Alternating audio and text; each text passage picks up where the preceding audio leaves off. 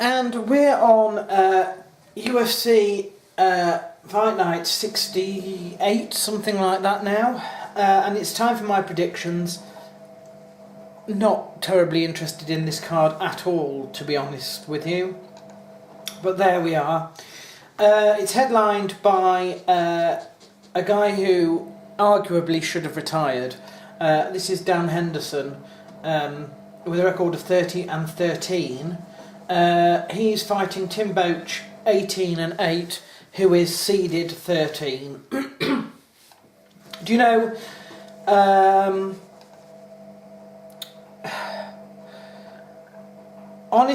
To be honest with you, I think Tim Boetsch will probably win this one, but I'd sort of like to see Dan Henderson win this one if that's what he's waiting for to retire, I suppose. The next match on the card, Ben Rothwell and Matt Mitrione, seeded 10-12. Ben Rothwell has a stupid record, 34-9, whereas Matt Mitrione is 9-3. Having said that, not a fan of Ben Rothwell, to be honest. So I hope Matt Mitrione wins that one. This is going to be fight of the night, this next one, and arguably, I think, should have been the card leader. Hopefully, if Dustin Poirier wins this one, he can work his way back onto a numbered championship event. He is facing Yancy Medeiros, 11-2 for Yancy, 17-4 for Dustin Poirier, who is on his way back up after not quite getting there with what's his chops, McGregor. They are quite evenly matched in terms of the statistics presented here by the UFC. I still expect that Dustin Poirier will win this one, maybe even by submission. But they are very, very well rounded, both of them. Moving on, Thiago Tavares and Brian Ortega. Brian is perfect 9, and Thiago Tavares 23-5. They're having a lot of people that are heading towards being journeymen in terms of their records, basically.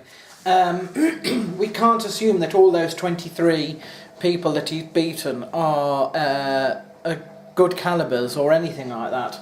It just hints that he's probably taken a lot of fights in terms of before he was big, and possibly he's been around a long time.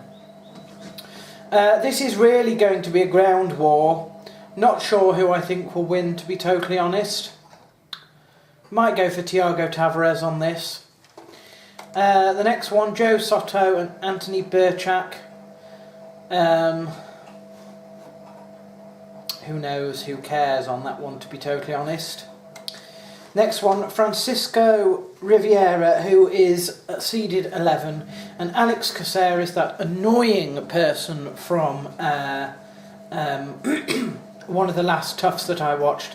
The good thing here is that Francisco Riviera, at least on paper, is better, sort of more or less all round. So I hope that Francisco wins that one. Sean Jordan and Derek Lewis. We've moved on to the mid card now. 17-6, 12-3. This is a stand-up war. I think probably Sean Jordan for that one. Brian Ebersol and Omari Akhmedov. Again, another journeyman here. 51-16 is his record. Fighting 14-2 from Russia. I still think, though, that Brian Ebersol will probably be able to win this one, to be honest. Maybe even on the ground. Who knows? Chris Wade and Christos Giagos. 11-3 for the latter. 9-1 for the former. Well, Christos is going to try and play it on the feet, and I imagine Chris is going to try and play it on the ground, is about all I can say from this, not knowing. I don't know these ones. Next one, Joe Proctor and Justin Edwards. 10 and 3 versus 9 and 4. And this is another one that's probably going to be a ground game. Do you know, I favour Justin Edwards here. But if it goes to decision, it'll probably be Joe Proctor win. So he's going to be holding out for the decision, whereas Justin Edwards is going to be trying for the submission. Let's go to the bottom of the card. We've got Ricardo Abreu and Jake Collier. 5 and 1 for Ricardo, 8 and 2 for Jake. Jake's mainly stand-up, whereas Ricardo is basically anything other than decision. Difficult to say again because I don't know these ones. I'd probably go for Jake Collier, even though, to be honest, the statistics are slightly in Ricardo's favour. And the bottom of the card, Leonardo Morales and Josie Quinones. We've got 4 and 2 versus a perfect record of 5. Leonardo is from Nicaragua, according to this, and Josie is from Mexico. This is going to definitely be on their feet. Leonardo also having the advantage on the ground. If it goes to decision, it's probably going to be Josie winning, but I think that Leonardo will probably win this one. Almost certainly on the feet, but he could also win this on the ground, at least statistically. Again, you see, I don't know many of these. This is one of those cards that I think is rubbish, that might not be, I suppose, if you know the people. But I don't know the people, and therefore I have to assume that they're, it's one of these cards that's made for the fun of it, really. Oh well.